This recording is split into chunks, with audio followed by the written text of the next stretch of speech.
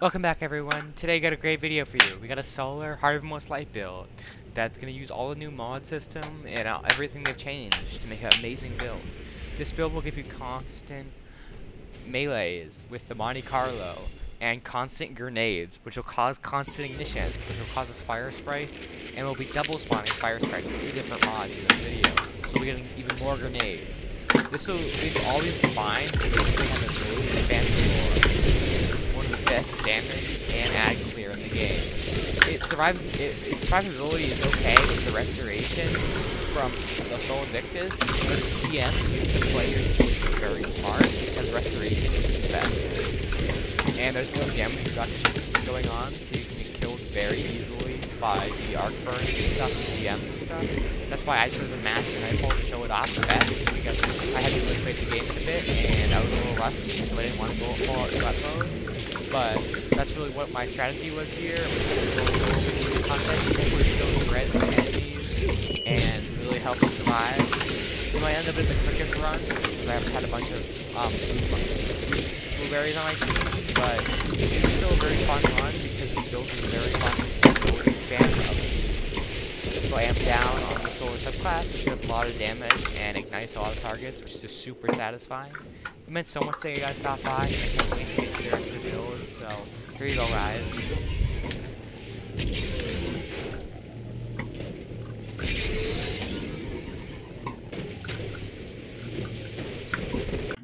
Okay guys, for this build, we're going to be on the Solar Titan with Ember of Ashes, Ember of Singeing, Ember of Searing, and Ember of Combustion.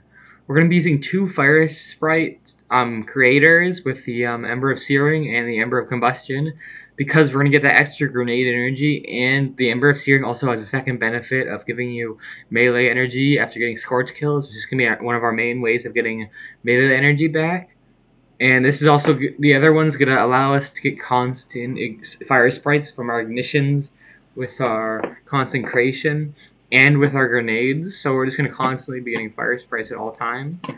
And then with Harvest Light, we're going to be constantly getting ability energy back already with some other stacks on stacks and innovation to get more ability regenerate for our grenade.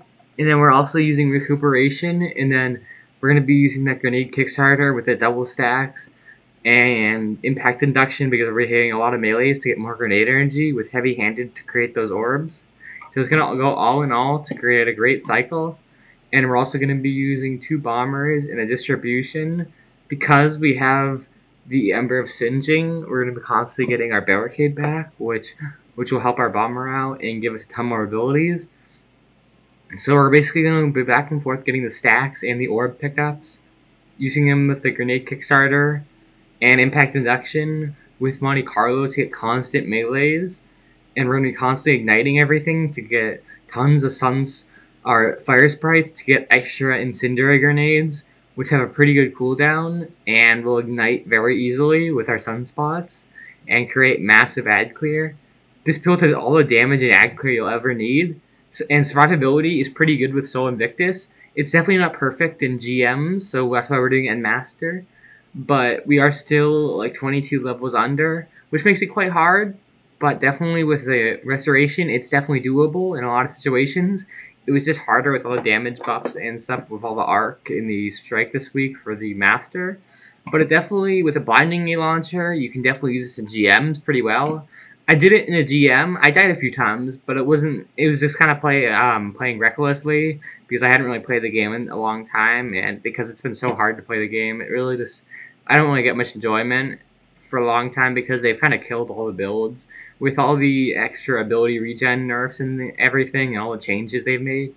They've made very few builds usable, and the only builds that are really usable are with good subclass and a good exotic. Like if you use like a very bad subclass, even with a good exotic like Behemoth and Heart of Most Light, it's just not up to par. Like it's just not useful.